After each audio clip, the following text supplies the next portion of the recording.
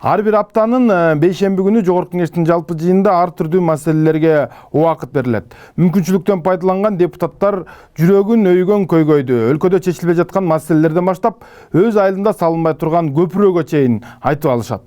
Регламенттин 104 беренесине ылайык 5-сессия мезгил ичинде 32 жолу ар кандай маселелер каралды. Анда урматтуу депутаттар 807 жолу чыгып сүйлөп, өкмөткө 1223 суроо талап менен кайрылышкан, анын 1139-уна жооп берилди.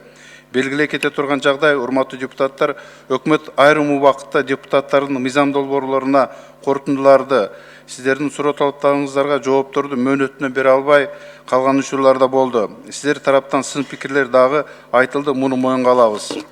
Парламенттин жогорку трибунасына чыгып сүйлөөгө ар бир депутаттын мүмкүнчүлүгү бар. Айрым учурда эл өкүлдөрү кайсы бир саясий күчтүн кызыкчылыгын коргогон жарыяларды, билдирүүлөрдү парламенттин микрофонун пайдаланып айтып алышат. Как представитель законодательного органа страны... Мен бийликтин мыйзам чыгаруу бутагынын өкүлү катары бийликтен баш мыйзамды сактоону талап кыла берем. Биз парламенттик өлкөбүз. Ошондуктан көп партиялуулук болушу шарт. Мамлекет ар бир саясий партияга бирдей шарт түзүп берүүгө милдеттүү. Учурда Ички иштер министрлигинин башкы тергөө башкармалыгы медиа форум имаратын камакка алды. Ал жерде КСДП партиясынын кеңсеси жайгашкан. Бийлик Атамбаевди саясий куугунтукка алса, эмнеге КСДП партиясынын иши токтоп туруш керек? Партия должна приостановить свою деятельность. Бүгүнкү жыйында депутаттардын аброю тууралуу маселе дагы бир жолу көтөрүлдү. Кожобек Рыспаев профсоюз тууралуу мыйзамга токтолуп, бул мыйзамга каршы чыккандар депутаттарды бараны деп атап жатканын айтты.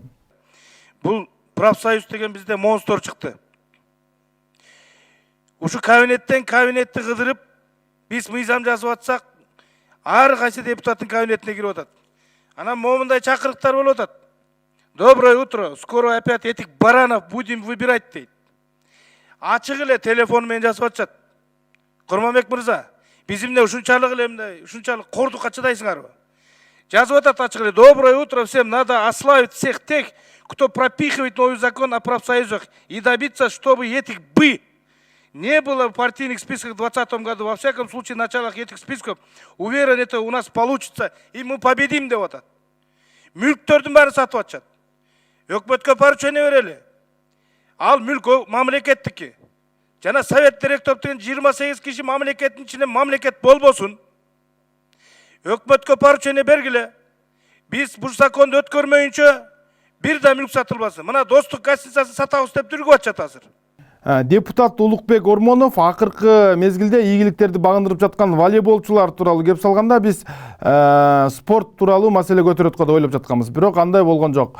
Улукбек Ормонов Бакиев заманында башкы прокурорлук жана башка жогорку кызматтарды ээлеп, апрель окуясы боюнча жоопкерчиликке тартылган Элмурза Сатыбалдиевдин волейболго кошкон эмгеги бааланбай жатканын айтып жатыптыр.